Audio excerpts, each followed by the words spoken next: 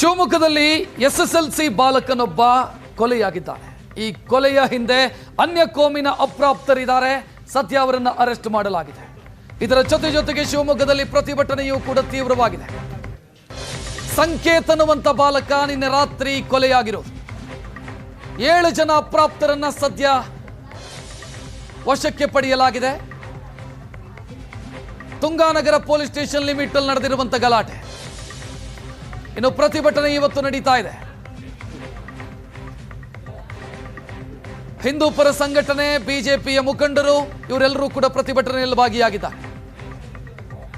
ಬಾಲಕನ ಶವವನ್ನ ರಸ್ತೆಯಲ್ಲಿರಿಸಿ ಪ್ರತಿಭಟನೆಯನ್ನ ಮಾಡಲಾಗಿದೆ.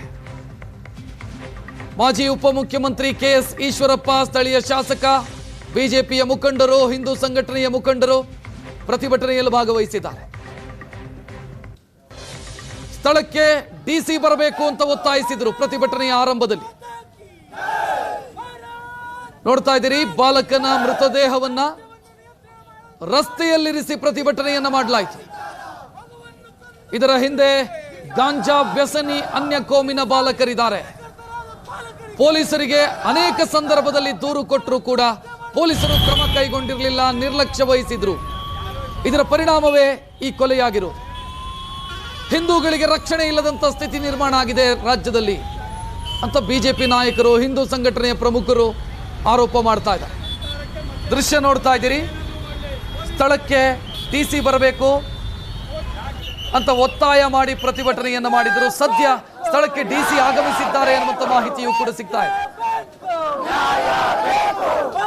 ಮಾಜಿ ಉಪಮುಖ್ಯಮಂತ್ರಿ ಕೆಎಸ್ ಈಶ್ವರಪ್ಪ ಪ್ರತಿಭಟನೆಯ ಸ್ಥಳಕ್ಕೆ ಆಗಮಿಸಿದ್ರು. ಡಿಸಿಗೆ ಫೋನ್ ಮಾಡಿದ್ರು, ಡಿಸಿ ಫೋನ್ ರಿಸೀವ್ ಮಾಡಲಿಲ್ಲ. ಡಿಸಿ ಪಿಎಗೆ ಫೋನ್ ಮಾಡಿದ್ರು, ಆಕ್ರೋಶ ವ್ಯಕ್ತಪಡಿಸಿದ್ರು. ನಂತರ ಇನ್ಚಾರ್ಜ್ ಮಿನಿಸ್ಟ್ರು, ಉಸ್ತುವಾರಿ ಸಚಿವ ಮಧು ಬಂಗಾರಪ್ಪ ಅವರಿಗೆ ಫೋನ್ ಮಾಡಿದ್ರು. ಮಧು ಬಂಗಾರಪ್ಪ ಅವರು ಒಂದು ಭರವಸೆಯನ್ನ ಕೊಟ್ಟರು, ಡಿಸಿಗೆ ಹೇಳ್ತೀನಿ ನಾನು ಅಂತ. ಪ್ರತಿಭಟನೆಯ ದೃಶ್ಯ ಇದು. ಪೊಲೀಸರ ನಿರ್ಲಕ್ಷ್ಯ ಇದರಲ್ಲಿ ಎದ್ದು ಕಾಣ್ತಿದೆ ಅಂತ ಸ್ಥಳೀಯರು ಹೇಳ್ತಿದ್ದಾರೆ. ಶಾಲೆಯ ಪಕ್ಕದಲ್ಲಿರುವಂತ ಖಾಲಿ ಜಾಗದಲ್ಲಿ ಗಾಂಜಾ ವ್ಯಸನಿಗಳು ಸೇರ್ಕೊಂಡಿರ್ತಾರೆ. 15, 16, 17 ವರ್ಷದ ಹುಡುಗರು ಗಾಂಜಾ ಸೇವನೆ ಮಾಡ್ತಾ ಇರ್ತಾರೆ. ಸ್ಥಳೀಯರು ದೂರು ಕೊಟ್ಟರು ಕೂಡ ಪೊಲೀಸರು ಕ್ರಮ ಕೈಗೊಂಡಿರಲಿಲ್ಲ. ತೋರಿಕೆಗಷ್ಟೇ ಬೀಟ್ ಮಾಡ್ತಾರೆ ಪೊಲೀಸರು, ಕ್ರಮ ಕೈಗೊಳ್ತಿಲ್ಲ ಅಂತ ಸ್ಥಳೀಯರು ಆರೋಪಿಸ್ತಾ ಇದ್ದಾರೆ. ಮೃತ ಬಾಲಕ ಸಂಕೇತ್ ಅವರ ಮನೆಯ ಸದಸ್ಯರು ಕೂಡ ಪ್ರತಿಭಟನೆಯನ್ನ ಮಾಡ್ತಾ ಇರುವಂತ ದೃಶ್ಯವನ್ನ ನೀವು ನೋಡ್ತಾ ಇದ್ದೀರಿ. ಸಂಕೇತ್ ಅನ್ನುವಂತ ಬಾಲಕ ಸ್ಪೆಷಲ್ ಕ್ಲಾಸ್ ಇತ್ತು ಅನ್ನೋ ಕಾರಣಕ್ಕಾಗಿ ನಿನ್ನೆ ರಾತ್ರಿಯವರೆಗೂ ಕೂಡ ಶಾಲೆಯಲ್ಲಿದ್ದ. ಕ್ಲಾಸ್ ಮುಗಿಸಿಕೊಂಡು ಹೊರಗೆ ಬಂದಾಗ ಶಾಲೆಯ ಪಕ್ಕದಲ್ಲಿರುವಂತ ಮೈದಾನವೊಂದರಲ್ಲಿ ಒಂದಿಷ್ಟು ಜನ ಸೇರಿದ್ರು. ವಿನಾಕಾರಣ ಗಲಾಟೆ ಮಾಡಿದ್ದಾರೆ ಮಕ್ಕಳ ಜೊತೆಗೆ.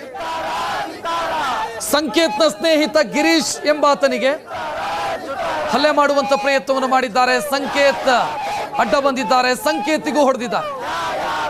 ಅಸ್ವಸ್ಥ ಸ್ಥಿತಿಯಲ್ಲಿದ್ದಂತ ಸಂಕೇತನ್ನ ಆಸ್ಪತ್ರೆಗೆ ದಾಖಲಿಸುವಂತ ಪ್ರಯತ್ನ ಆಯಿತು. ಆದರೆ ಸಂಕೇತನ್ನ ಉಳಿಸಿಕೊಳ್ಳುವುದಕ್ಕೆ ಸಾಧ್ಯ ಆಗಲಿಲ್ಲ. ನಾವು ಆ ಕುಟುಂಬ ಕಣ್ಣೀರು ಹಾಕ್ತಾ ಇರೋದನ್ನ ನೋಡ್ತಾ ಇದ್ದೀವಿ. ಮಧ್ಯಮ ವರ್ಗದ ಕುಟುಂಬ. ಸಂಕೇತ್ಗೆ ಒಬ್ರು ಅಕ್ಕ ಇದ್ದಾರೆ, ಡಿಗ್ರಿ ಓದ್ತಾ ಇರುವಂತ ಅಕ್ಕ, ಪದವಿ ಓದ್ತಾ ಇರುವಂತ ಅಕ್ಕ. ಸಂಕೇತ್ನ ಬಗ್ಗೆ 1000 ಕನಸುಗಳನ್ನ ಕಟ್ಕೊಂಡಿದ್ರು ಮನೆಯವರು. SSLC ಪಾಸ್ ಆಗು, ನಿನಗೆ ಬೈಕ್ ಕೊಡಿಸ್ತೀನಿ ಅಂತ ಸಂಕೇತ್ನ ಅಜ್ಜ ಹೇಳಿದ್ರಂತೆ.